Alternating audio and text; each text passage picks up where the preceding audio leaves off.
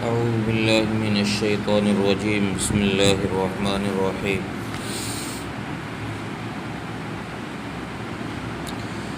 ووهبنا له إسحاق ويعقوب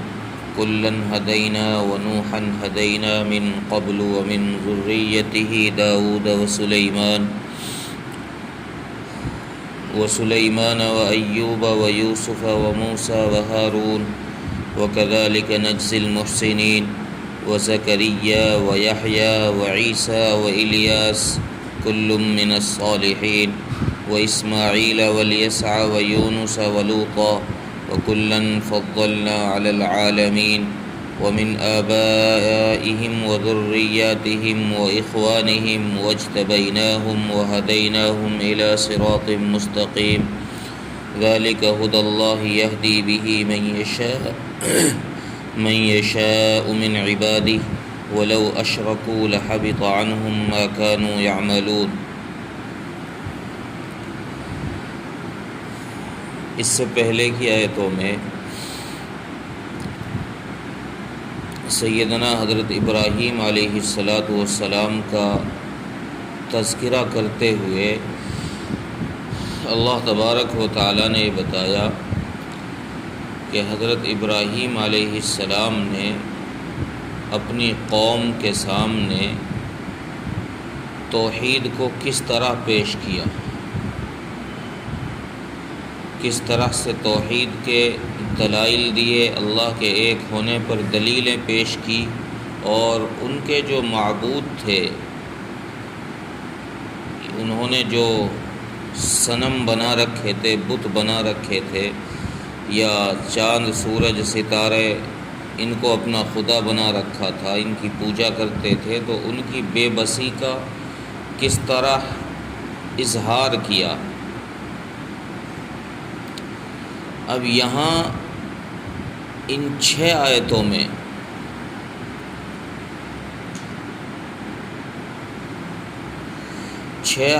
کے اندر اللہ تبارک و تعالی نے 17 انبیاء علیہ السلام کا تذکرہ ایک جگہ فرمایا۔ یہ انبیاء کا گویا ایک گلدستہ ہے جو یہاں ذکر کیا گیا ہے، اور یہاں ذکر کر کر اللہ تبارک و تعالی نے یہ بتایا کہ ہم نے ان انبیاء علیہ السلام کو جو دنیا میں بھیجا ہے، یہ اپنی پسند سے بھیجا ہے، ان میں سے کوئی ایک بھی اپنی مرضی سے نہیں آیا۔ پتہ یہ چلا کہ نبی کا انتخاب عبادات یا اپنی چاہت یا جاہ و جلال، مال و متاع پر موقوف نہیں ہے۔ انبیاء کا انتخاب اللہ تبارک و تعالیٰ کی ذات پر موقوف ہے، وہ جس کو چاہتا ہے نبی بناتا ہے، اس میں کسی انسان کا کوئی دخل نہیں ہے۔ اس لیے اللہ تبارک و تعالیٰ نے فرمایا وَاجْتَبَيْنَاهُمْ، کہ ہم نے ان سب کو چنا ہے، ان سب کو چھانٹا ہے، کوئی ایک بھی ان میں ایسا نہیں ہے جو اپنی مرضی سے ہی نبی بن گیا۔ دوسری چیز اللہ تبارک و تعالیٰ نے یہاں یہ فرمائی کہ دیکھو حضرت ابراہیم علیہ السلام نے جو اللہ کی راہ میں قربانی دی اور اپنی قوم، اپنی برادری، اپنے وطن کو چھوڑا، یہ قربانی اللہ کے لیے تھی، اور اللہ کسی کی قربانی کو ضائع نہیں فرماتے۔ اللہ تبارک و تعالیٰ نے حضرت ابراہیم علیہ السلام کو اس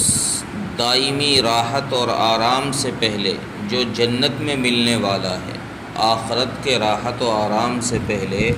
اللہ تبارک و تعالیٰ نے حضرت ابراہیم علیہ السلام کو ان کی برادری سے بہتر برادری عطا فرمائی،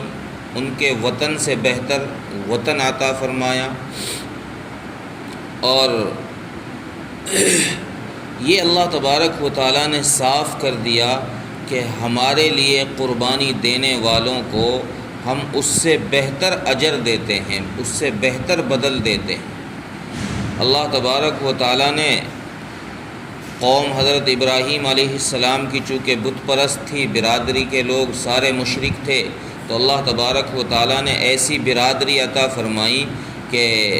یہاں جن انبیاء علیہ السلام کا اللہ تبارک و تعالیٰ نے ذکر فرمایا، اور اس کے علاوہ بھی قرآن میں جہاں انبیاء علیہ السلام کا ذکر ہے، تو اللہ تبارک و تعالیٰ فرما رہے ہیں کہ ہم نے ان سارے نبیوں کو حضرت ابراہیم علیہ السلام کے سلسلے سے جوڑ دیا۔ گویا ایک یہ برادری ہم نے ان کو بنا دیا ہے، ایسا مکرم حضرت ابراہیم علیہ السلام کو بنایا، ان کی قربانی کو ایسا پسند فرمایا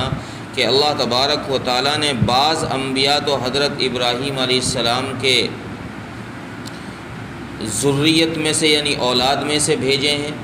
اور کچھ کو اللہ تبارک و تعالیٰ نے ان کا بھائی بھتیجا بنایا ہے، اور کچھ کو ان کے آباء و اجداد میں رکھا ہے۔ یہاں جن 17 انبیاء علیہ السلام کا ذکر ہے، ان میں سے حضرت نوح علیہ السلام ایک ایسے نبی ہیں جو آباء و اجداد میں ہیں، یعنی حضرت ابراہیم علیہ السلام کے دادا پرداداؤں میں آتے ہیں۔ باقی 16 انبیاء علیہ السلام میں یہاں وہ ہیں جو حضرت ابراہیم علیہ السلام کی یا تو اولاد ہیں یا آپ کے بھائی یا بھتیجے ہیں، جیسے حضرت لوط علیہ السلام یہ حضرت ابراہیم علیہ السلام کے بھتیجے ہیں۔ تو یہاں ایک اشکال یہ پیدا ہو سکتا ہے کہ یہاں چونکہ ان انبیاء علیہ السلام کو حضرت ابراہیم علیہ السلام کی ذریت بتایا ہے، اولاد بتایا ہے، یا بھائی بتایا ہے، یا باپ داداؤں میں سے بتایا ہے، تو حضرت عیسیٰ علیہ السلام چونکہ عام طور سے ذریت کا اطلاق پوتوں پر ہوتا ہے، جو بیٹے کی اولاد ہوتی ہے ان پر ذریت کا اطلاق ہوتا ہے کہ بھئی یہ اس کی اولاد ہے، لیکن حضرت عیسیٰ علیہ السلام تو چونکہ ان کے والد ہی نہیں ہیں، ان کو اللہ تبارک و تعالیٰ نے اپنی قدرت سے بغیر والد کے پیدا کیا ہے، تو یہ تو پوتوں میں سے نہیں ہیں، تو یہ حضرت ابراہیم علیہ السلام کی ذریت میں کیسے داخل ہو گئے؟ علماء نے اس کا جواب یہ دیا ہے کہ عرب کے یہاں نواسہ بھی پوتے کے ہی حکم میں ہوتا ہے۔ جو نواسہ یعنی بیٹی کی اولاد ہوتی ہے وہ بھی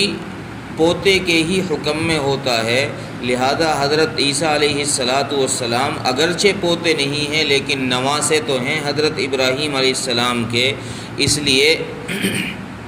یہ بیٹے کے ہی حکم میں ہیں اور اس کی وجہ سے ہی یہ ذریت میں داخل ہیں۔ اور دلیل کے طور پر علماء نے سیدنا حضرت امام حسن اور امام حسین رضی اللہ عنہما کو پیش کیا ہے کہ دیکھو یہ دونوں رسول اللہ صلی اللہ علیہ وسلم کے نواسے ہیں، لیکن آپ کی ذریت میں ان کو شامل کیا گیا۔ تو اس سے یہ پتہ چلا کہ نواسہ بھی پوتے کے حکم میں ہی ہوتا ہے، وہ بھی ذریت میں ہی شامل ہوتا ہے۔ دوسرے یہاں ایک اشکال حضرت لوط علیہ السلام پہ کیا جاتا ہے کہ حضرت لوط علیہ السلام بھی آپ کی ذریت میں نہیں ہیں، وہ چونکہ بھتیجے ہیں، تو اس کا جواب بھی علماء نے یہی دیا ہے کہ عرب کے یہاں بھتیجا بھی بیٹے کے حکم میں ہے، چونکہ چچا باپ کے حکم میں ہے۔ عرب میں اکثر جگہ پر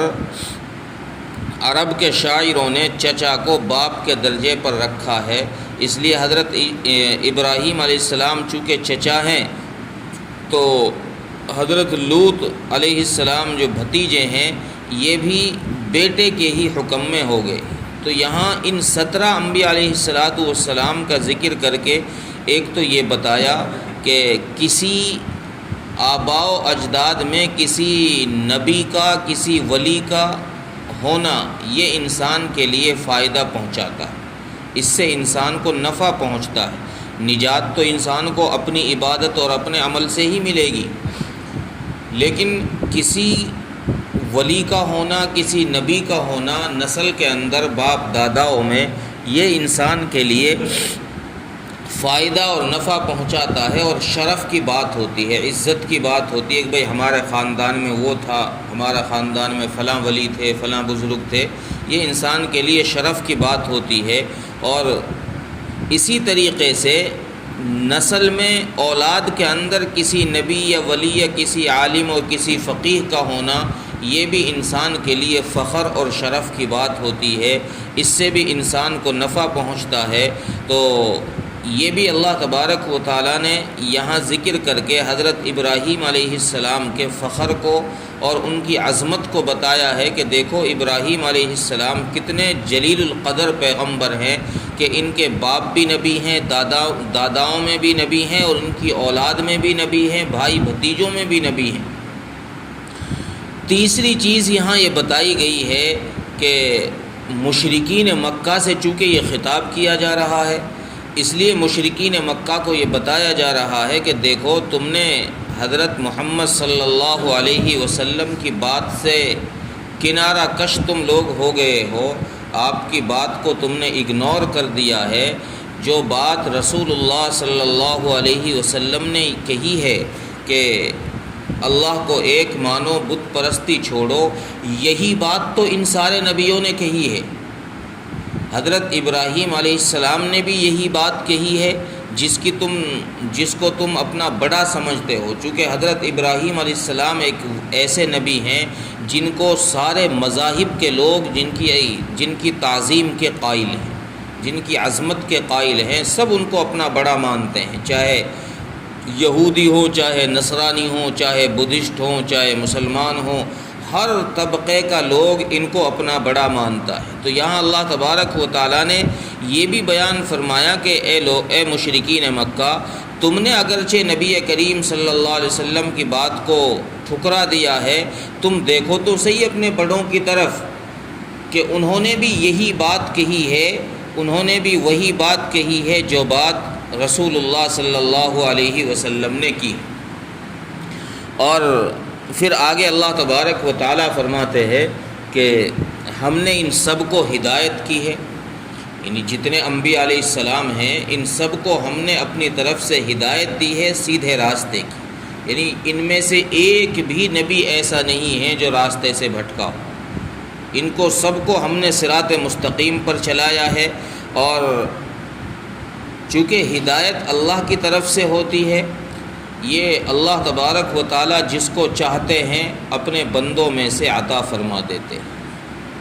ہدایت کا مل جانا یہ اللہ کی طرف سے ہوتا ہے، اس لیے اللہ نے فرمایا کہ ہم اپنے بندوں میں سے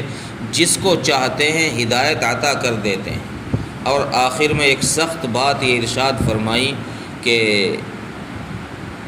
ان سارے انبیاء علیہم السلام میں سے اگر کسی ایک نے بھی، ویسے یہ بات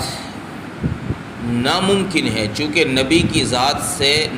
ذات معصوم ہوتی ہے، معصوم عن الخطا، گناہوں سے پاک ہوتی ہے۔ نبی سے تو نبی کی ذات کے ساتھ گناہ کا تصور کرنا ہی گناہ ہے کہ نبی کی ذات کوئی گناہ، کوئی غلطی کر سکتی ہے، یہ کرنا ہی گناہ ہے۔ تو اللہ تبارک و تعالیٰ نے ان انبیاء علیہ السلام کی طرف اشارہ کیا اور اس گناہ کی سختی کو بتایا، خطاب مشرکین مکہ کو کیا ہے، اور یہ فرمایا کہ نبی جی آپ ان سے کہیے جن انبیاء علیہ السلام کا ہم نے یہاں ذکر کیا، ان میں سے اگر کوئی ایک بھی شرک کر لیتا، ولو اشرکو، اگر کوئی ایک بھی ہماری ذات کے ساتھ شرک کر لیتا، یعنی اللہ تبارک و تعالیٰ کی جو صفات خاصہ ہیں ان صفات کے ساتھ کسی نبی کو، کسی ولی کو، کسی پیر کو، کسی بت کو ان صفات کے ساتھ اگر متصف کر دیتا تو ہم ان کے اعمال بھی برباد کر دیتے۔ اگرچہ یہ بات ناممکن ہے، یہ بات ممکن نہیں ہے کہ نبی کی ذات سے شرک ہو، شرک تو بہت دور کی بات، نبی کی ذات سے کوئی گناہ صغیرہ بھی ہو یہ بھی ممکن نہیں ہے، لیکن اللہ تبارک و تعالیٰ نے شرک کی سختی کو، شرک کے برا ہونے کو، شرک کی قباحت کو بیان کرتے ہوئے یہ بات فرمایا کہ یہ اتنی بری چیز ہے، اتنا بڑا گناہ ہے شرک، اگر یہ گناہ کوئی نبی بھی کر لیتا تو ہم اس کے بھی ساری زندگی کے اعمال کو برباد کر دیتے۔ وَلَوْ أَشْرَكُوا لَحَبِطَ عَنْهُمْ مَا كَانُوا يَعْمَلُونَ، جو کام انہوں نے کیا ہوتا، جو کام یہ کرتے، جو عمل یہ کرتے، ہم سارے عملوں کو برباد کر دیتے، بیکار کر دیتے۔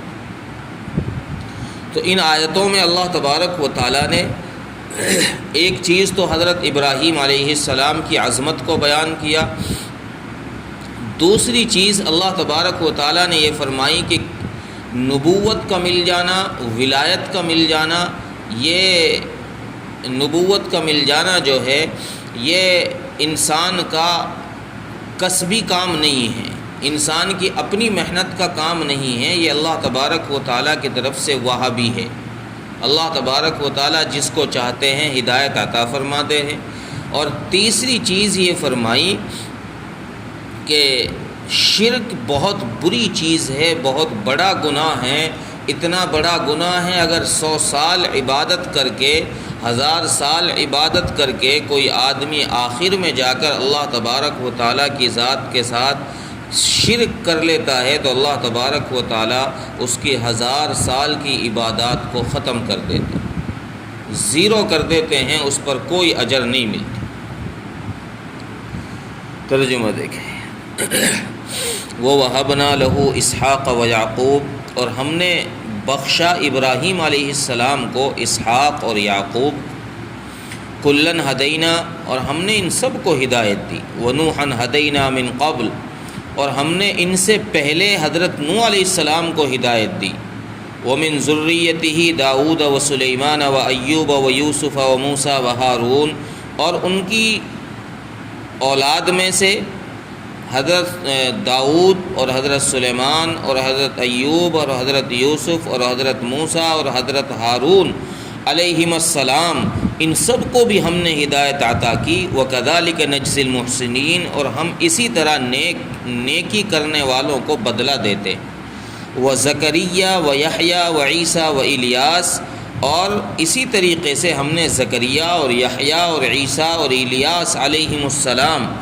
کل من الصالحین، ان سب کو بھی ہم نے ہدایت دی، اور یہ سب کے سب بھی نیک لوگوں میں سے تھے۔ وَإِسْمَاعِيلَ وَالْيَسَعَ وَيُونُسَ وَلُوطًا، اور اسماعیل اور یسع اور یونس اور لوط، وَكُلًّا فَضَّلْنَا عَلَى الْعَالَمِينَ، ان سب کو ہم نے عالمین یعنی جہان والوں پر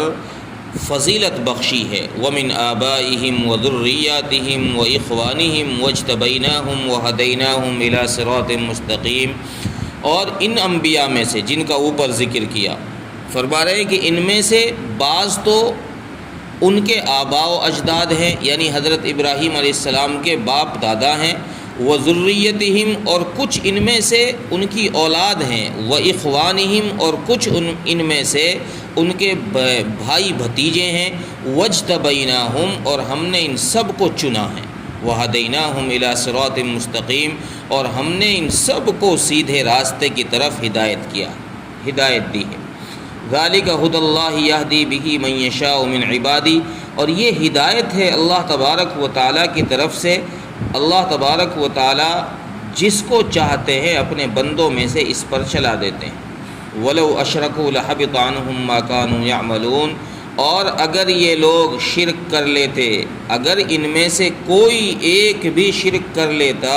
تو اس کے اعمال کو ہم برباد کر دیتے، ختم کر دیتے۔ اللہ تعالیٰ عمل کی توفیق عطا فرمائے۔